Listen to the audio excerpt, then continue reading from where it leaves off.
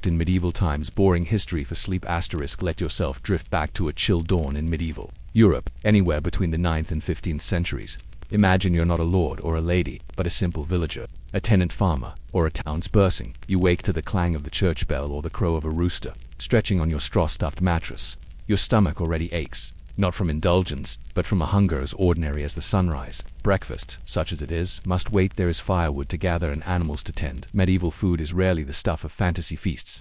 For most, daily fare is plain, repetitive, and almost always filling rather than flavorful. The backbone, if your diet is grain, barley, rye, oats, or, if you are very fortunate, wheat. From these you make bread dense, dark, and sometimes flecked with grit from poorly milled flour. It's chewy and filling, but always present. Bread is so central that to be without bread is to be in real danger. Alongside bread there is pottage, a catch-all term for any kind of boiled grain, legume or vegetable stew. Sometimes the pot simmers for days, with each meal adding a handful of beans, a wild green, or maybe, on a rare occasion, a scrap of meat. The taste is earthy, slightly sour, and never quite the same from day to day. The house is thick with the smell of boiling grain and cabbage. Meat is a luxury, and for peasants rare. Most farm animals are too precious to eat. Cows give milk, chickens lay eggs, and pigs, if you have one, must last the winter. On major church holidays or special occasions, a family might share a chicken, a rabbit, or some salted pork. The rest of the year, most protein comes from beans or lentils, and sometimes from cheese or curds, made when the milk sours. Vegetables are humble and mostly grown in your own yard. Onions, leeks, turnips, and cabbages are the mainstays, and for much of the year they are the only green things you see. In spring and summer you might gather wild herbs or greens from the woods, but these are flavorings, not feasts. Fruit is seasonal and precious. A single apple or handful of berries might be shared among many. Preservation is a constant concern. Without refrigeration, food spoils quickly. Cabbages are buried, beans are dried, meat is salted, smoked or pickled, and any surplus grain is stored in heavy sacks, guarded against damp and rats. In bad years after a poor harvest or during a siege, rations shrink to almost nothing. Famine is never far away, and the memory of hunger haunts even the good years. Drinks are simple and dictated by safety. Water from wells or streams is rarely safe, so weak ale or watered wine is served even to children. Milk is drunk fresh or turned quickly into cheese before it sours. There is no coffee, no tea, no chocolate. Such luxuries are unknown and unimaginable. Flavors are few. Salt, if you can afford it, is the main seasoning. Herbs, parsley, sage, dill are used when they grow. Spices are rarer than gold, sometimes literally measured out leaf by leaf or peppercorn by peppercorn in the kitchens of the very rich. Sugar is all but unknown except as an apothecary's treat. Meals are taken together but rarely in luxury.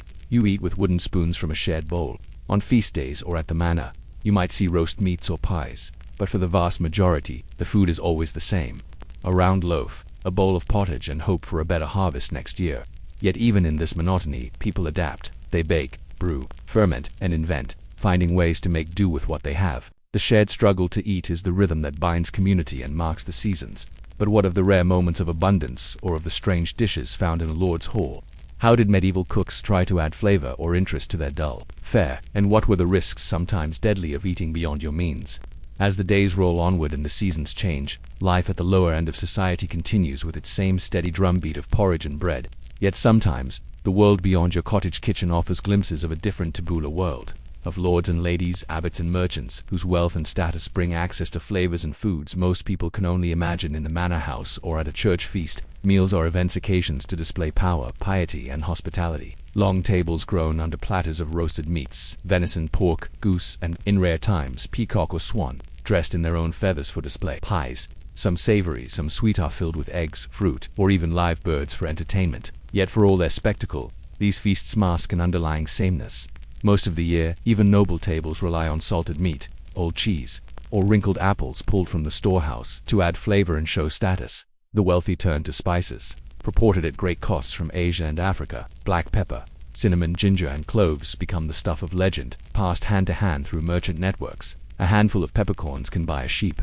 Dishes for the rich are heavily spiced, sometimes to the point of overwhelming the natural flavor of the food itself. Saffron is used for color as much as taste, turning bland grains or broth a brilliant gold. But medieval kitchens, no matter how grand, are challenging environments. There are no thermometers, no timers, and recipes, if they exist at all, are cryptic and vague.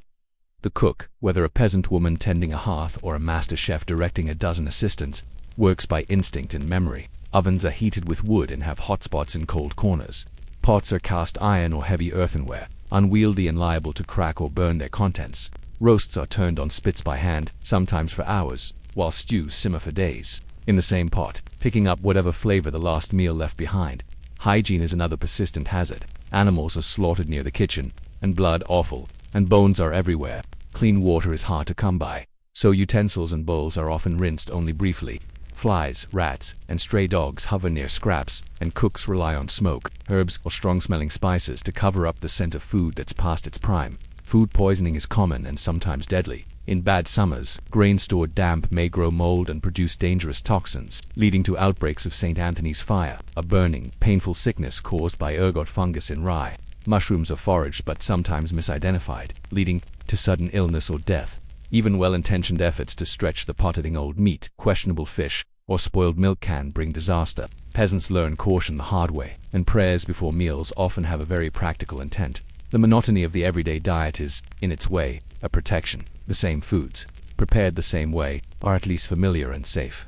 When a wedding, holiday, or visit from a lord interrupts the routine, excitement mingles with apprehension. Feasts are rare, but they carry their own risks. Overindulgence, unfamiliar ingredients, or improperly cooked food can leave a household or even a whole village ill for days. Drinks, too, bring hazards. Wine can spoil, ale may sour, and waterborne illness is a perennial concern.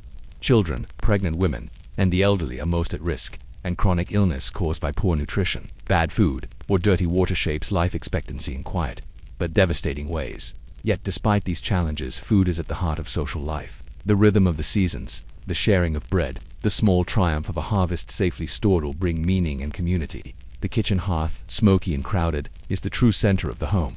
But what happened when nature failed? How did communities cope with famine, scarcity, and the ever-present threat of starvation? What strategies, both desperate and ingenious, kept people alive when food really ran out? Despite the daily monotony and the rare indulgence of feasts, the single greatest fear in medieval life is hunger. When the harvest fails or stores run low, food, always humble, becomes truly scarce. Throughout the Middle Ages, famine is a frequent visitor, sometimes localized, sometimes sweeping entire countries, always leaving hardship in its wake. A bad harvest might be caused by too much rain or too little, an untimely frost, a summer hailstorm, or a sudden plague among livestock. When this happens, peasants and townsfolk alike watch their larders dwindle. The price of bread soars, grain merchants guard their stockpiles, and rumors of thievery or even violence spread from village to village. If the hardship is severe enough, meals shrink from thin pottage to crusts of bread, then perhaps to little more than boiled weeds or foraged acorns. Desperate families grind bark into meal, stew nettles, or pick over fields for anything edible. Communities face these times together, pooling whatever resources remain. Churches and monasteries often take on the role of provider, giving out alms and distributing bread to the most needy. In some places, lords are expected to open their granaries, though not all are generous. Soup kitchens, little more than pots of watery gruel shared in the village square, are organized. Children and the elderly suffer the most, their bodies least able to withstand the long weeks of hunger. Hunger also brings with it illness. Weak bodies cannot fight off fevers, and diseases that are otherwise survivable, coughs, poxes, or infections, become fatal. Sometimes hunger is accompanied by war or plague, compounding the misery. Chronic malnutrition leaves its mark, stunting growth and sapping energy for years to come. Folktales and church records alike tell of lean years and the heartbreak of empty tables. Yet within this hardship there is remarkable adaptability. Medieval people, out of necessity, become expert foragers, learning to recognize edible roots, leaves, mushrooms, and berries. In coastal regions, seaweed and shellfish become staples. In forests, wild nuts and game supplement the sparse diet, though hunting is often forbidden to peasants. Simple methods of preservation, smoking, drying, salting are refined over generations. Families learn to plant hardy crops like turnips, barley, and beans, less vulnerable than delicate wheat or fruit. Cultural rituals, to reflect the ever-present fear of famine.